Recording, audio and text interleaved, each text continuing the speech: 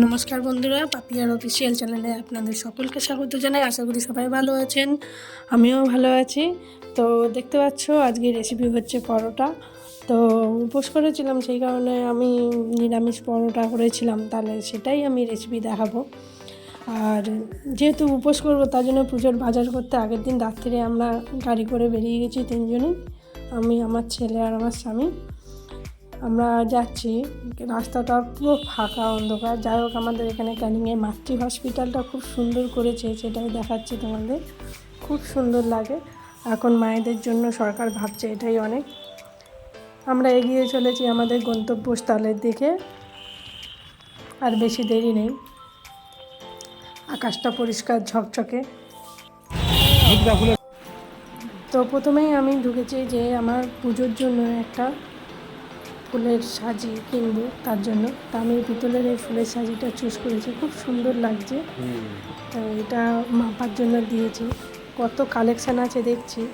আমি তো গোপুর জন্য আসনও একটা পছন্দ করেছি, তবে এখন নিইনি, জন্মাষ্টমীতে কিনবো।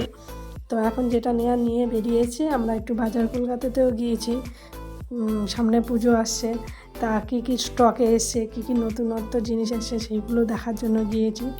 তো কিছুই পছন্দ হয়নি। শেষমেশ আমার এই টপটা খুব ভালো লেগেছে, জানি না আমার মানাবে কি। ভালো লাগছে, ওই একটা টপই ভালো লেগেছে, আর কিছু ভালো লাগেনি। তাই আমরা এখান থেকে বেরিয়ে যাব। আমরা বাজার কলকাতাতে বেরিয়ে আবার একটা অন্য দোকানে গিয়েছি।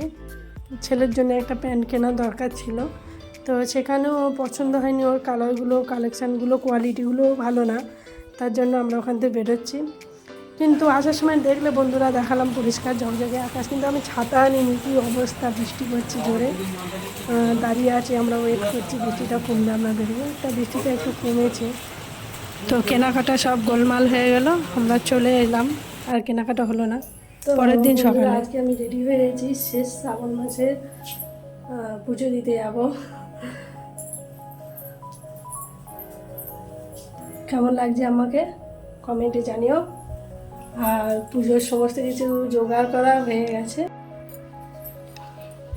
ও গপু সোনা, তুমি কি করছো? আমি বাড়িতে পুজো দিয়েছিলাম, সেই বাসনগুলো আমি তুলে নিলাম।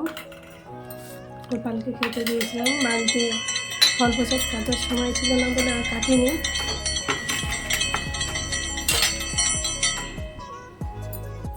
তো ঠাকুরের বাসনগুলো রেখে দিলাম। এখানে আমার ব্যাগ গুছানো হয়েছে, দুধ, ফল, যা যা লাগবে আমি সব রেডি করে নিয়েছি। কালকে তো এটা কিনেছি আমি।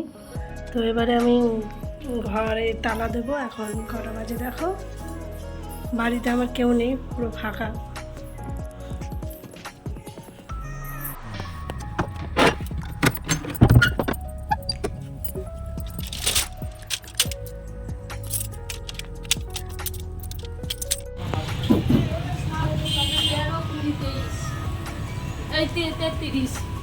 কত আছে?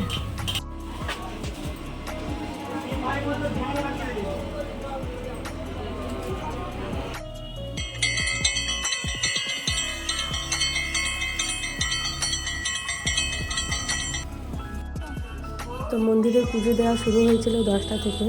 আমার এখানে পৌঁছাতে দেরি হয়ে গেছে। দেখতে পাচ্ছ বন্ধুরা, পেছনে মন্দিরে সবাই দাঁড়িয়ে আছে, গেটের কাছে পুজো দিচ্ছে। তো ঠাকুরমশাই মন্ত্র পড়ছে, আর শিবলিঙ্গের মাথায় সবাই দুধ দিচ্ছে, জল ঢালছে। আমি এখানে মোমবাতি আর ধূপকাঠি এনেছিলাম, জ্বালালাম দিল তো মন্দিরে ঢোকার আগে। তো শিবলিঙ্গের দর্শনটা আপনাদের সবাইকে করালাম, আমিও দেখলাম। যেন সবাই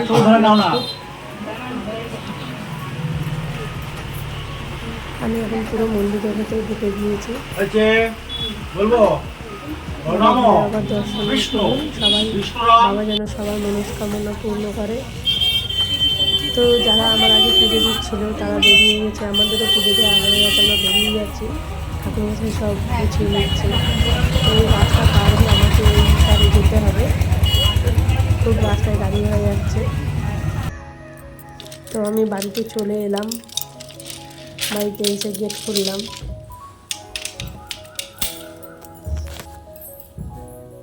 তো বন্ধুরা দেখতে পাচ্ছ পুজো দেওয়া হয়ে গেছে, আমি বাড়িতে ঢুকে গিয়েছি।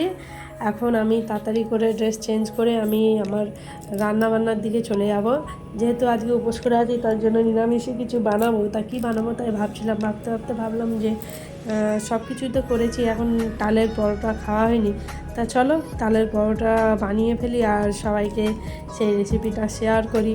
তো প্রথমে ময়দা নিয়েছি, লবণ নিয়েছি স্বাদ অনুযায়ী সামান্য, ও সাদা রিফাইন তেল দিয়ে ভালো করে ঘষে ঘষে ময়দার গায়ে রিফাইন তেলটা লাগিয়ে নেওয়া হয়ে গেলে আমি তারপরে তালের পাল্প দিয়ে আমি ময়দাটা ভালো করে মেখে নেব। আমি অল্প অল্প করে তালের পাল্প দিচ্ছি ও ময়দাটা মাখছি, যাতে বেশি নরম না হয়ে যায়। যতটা পরিমাণ লাগবে আমি ততটা পরিমাণ দিয়ে আমি তাল দিয়ে সুন্দর করে ময়দাটা মেখে সুন্দর একটা ডো করে নিয়েছি, দেখতে পাচ্ছ বন্ধুরা। এবার খানিকক্ষণ আমি রেখে দিলাম। 10 মিনিট পরে এসে আমি দেখলাম ময়দাটা খুব সুন্দর সেট হয়ে গেছে। এবারে আমি এর লেচি কেটে নেবো গোল গোল করে, দেখতে পাচ্ছ বন্ধুরা। তো ওই সাইজের লেচি করছি, যেহেতু আমি পরোটা বানাবো সেই কারণে। খুব সুন্দর লাগে, তালের একটা ফ্লেভার, মানে এই সময় তালের সিজন, তালের ফ্লেভার, মানে তাল দিয়ে যাই বানাও তাই ভালো লাগে খেতে। আমার তো খুব ভালো লাগে তালের ফ্লেভারটা।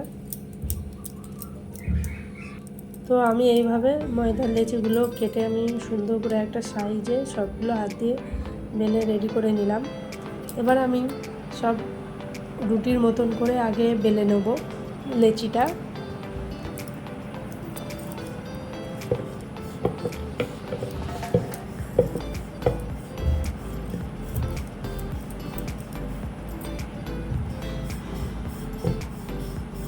সুন্দর করে গোল করে আমার বেলা হয়ে গেছে, রুটির মতন প্রথমে বেলে নেব। বেলার পরে তারপরে আমি এটাকে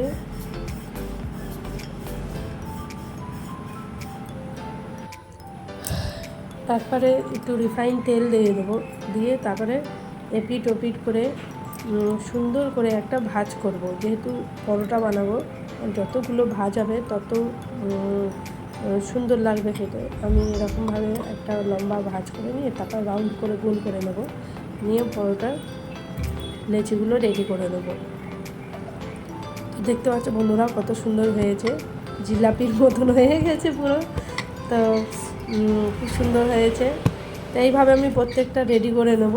দেখতে পাচ্ছ আমি প্রত্যেকটা এইভাবে রেডি করে নিয়েছি। পরোটা বেলার জন্য লেচিগুলো সব রেডি হয়ে গেছে। এবারে আমি আস্তে আস্তে করে পরোটাগুলো সব বেলে নেব। দেখতেই পাচ্ছ কত সুন্দর ভাজগুলো স্পষ্ট বোঝা যাচ্ছে, বেশ খুব সুন্দর। এবার পরোটাগুলো আমি ঘি দিয়ে ভাজবো। পরোটাগুলো আমার বেলা হয়ে গেছে সব।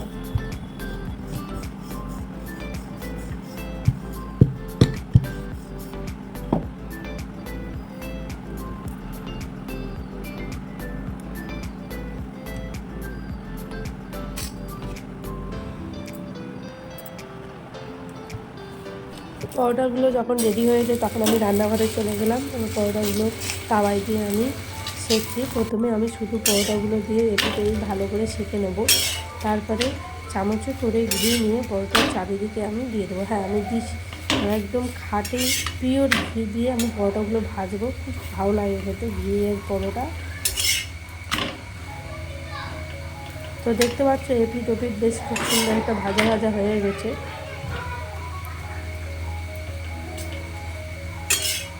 আমার বাড়িটা একদম পুরো রাস্তার গায়ে, তাই বাচ্চারা খেলা করছে, তাদেরই গলার আওয়াজ শোনা যাচ্ছে।